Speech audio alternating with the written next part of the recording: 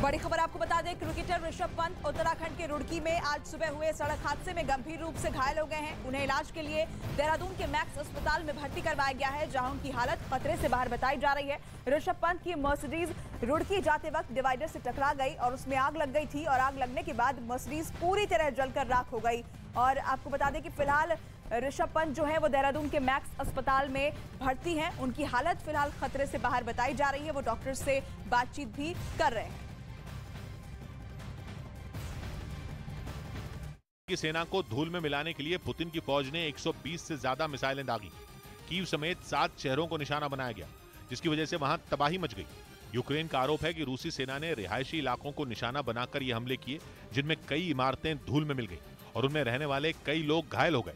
पश्चिमी मीडिया का दावा है कि ये यूक्रेन पर रूस का 8वां सबसे बड़ा हमला है, जिसके लिए इस रूसी सेना ने एक बार फिर ईरान के आत्मघाती ड्रोन शाहिद 136 का इस्तेमाल किया।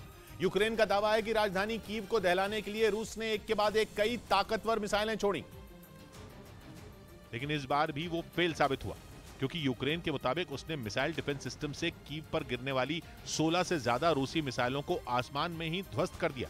हालांकि कुछ मिसाइलों ने एक बार फिर पावर स्टेशनों को निशाना बनाया, जिसकी वजह से शहर के ज्यादातर इलाकों की बत्ती गुल हो गई। यूक्रेन के मुताबिक इन हमलों के बाद कीव के 40% लोग हाड़ कपा देने वाली सर्दी में बिना बिजली रहने को मजबूर हैं। यूक्रेन का आरोप है कि कीव के अलावा रूस ने लवीव, खेरसोन, ओदेसा और सुमी समेत कई दूसरे शहरों पर भी मिसाइलें दागी। लवीव में तो इस हमले की वजह से वहां मौजूद ज्यादातर पावर स्टेशन तबाह हो गए, जिसकी वजह से वहां 90% घरों की बिजली चली गई। यूक्रेन की एयरफोर्स का कहना है कि वहां के शहरों को निशाना बनाने के लिए रूसी सेना ने कई क्रूज मिसाइलें भी दागी, जिन्हें उसने काला सागर से फायर किया था।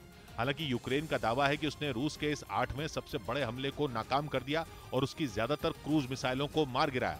वहीं रूस के इन हमलों की वजह से यूक्रेन के शहरों में रेड अलर्ट जारी कर दिया गया। कीव में लोगों को हवाई हमले बंद होने तक बंकरों में रहने की सलाह दी गई है।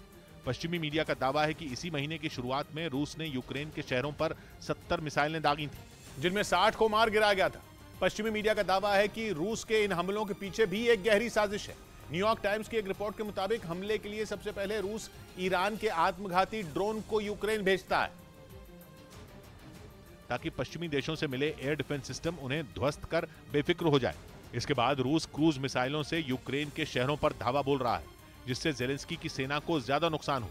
हालांकि 2 दिन पहले ही अमेरिका ने ईरान को दो टूक कह दिया था कि वो रूस को ड्रोन की सप्लाई बंद कर दे, और अगर ऐसा नहीं हुआ तो ईरान को और भी कड़े प्रतिबंधों का सामना करना पड़ेगा। आशंका ये भी जताई जा रही है कि रूस नए साल की शुरुआत में हमले तेज कर सकता है और इसके लिए वो बड़े पैमाने पर सैनिकों की भर्ती करने में जुटा है।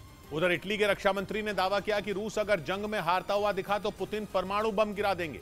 दावे के मुताबिक रूस ने ऐसे हमले के लिए पूरी तैयारी भी कर रखी है।